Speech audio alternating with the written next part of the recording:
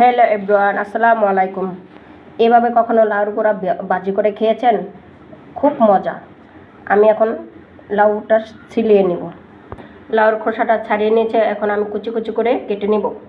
ঠিক এভাবে কুচি কুচি করে কেটে নেব। সবগুলো আমি এভাবেই কেটে নেব। লাউগুলো ঠিক এভাবে আমি কুচি কুচি করে কেটে নিয়েছি। এখন আমি ধুয়ে পরিষ্কার করে নেব। লাউগুলো ধুয়ে আমি পরিষ্কার করে নিয়েছি। চুলাতে একটা কড়াই বসে দিয়েছি।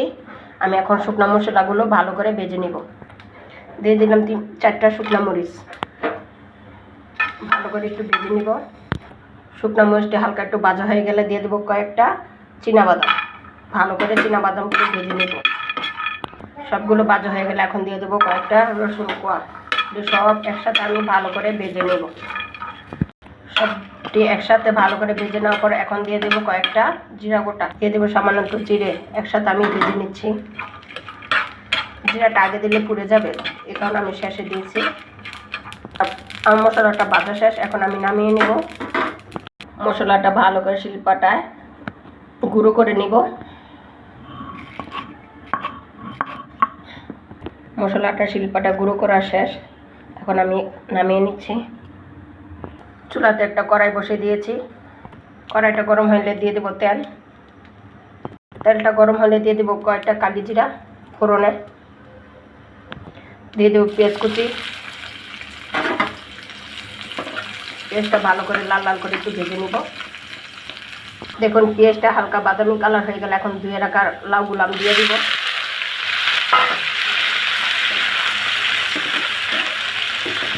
দিয়ে দেবো স্বাদ মতন লবণ, সামান্য একটু হলুদের গুঁড়া দিয়ে ভালো করে মিশিয়ে নেব। লাউটা সিদ্ধ হওয়ার জন্য একটা ঢাকনা দিয়ে ঢেকে দিব। এখন আমি ঢাকনাটা উঠে একটু নেড়ে দিচ্ছি। এখন লাউটা কিন্তু সিদ্ধ হয়ে গেছে। এখন আমি গুঁড়ো করা মশলাটা আমি এখন দিয়ে দিব। গুঁড়ো করা মশলাটা আমি দিয়ে দিচ্ছি।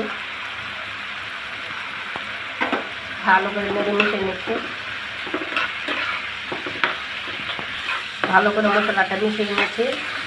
এই পর্যায়ে দিয়ে দেবো আমি কতগুলো টমেটো কুচি দিয়ে দিচ্ছি। টমেটো কুচি,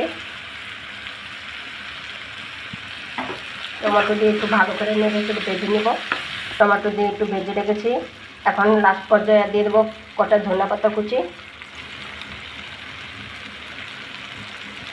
একটু নাড়ে চেড়ে আমি এখন নামিয়ে নিব ভাজিটা। হয়ে গেছে লাউয়ের গোড়া ভাজি। ভিডিওটা যদি ভালো লাগে লাইক, কমেন্ট এবং শেয়ার করে দিবেন। চ্যানেলটা সাবস্ক্রাইব করে দিবেন। আজকে এ পর্যন্ত। আল্লাহ হাফেজ।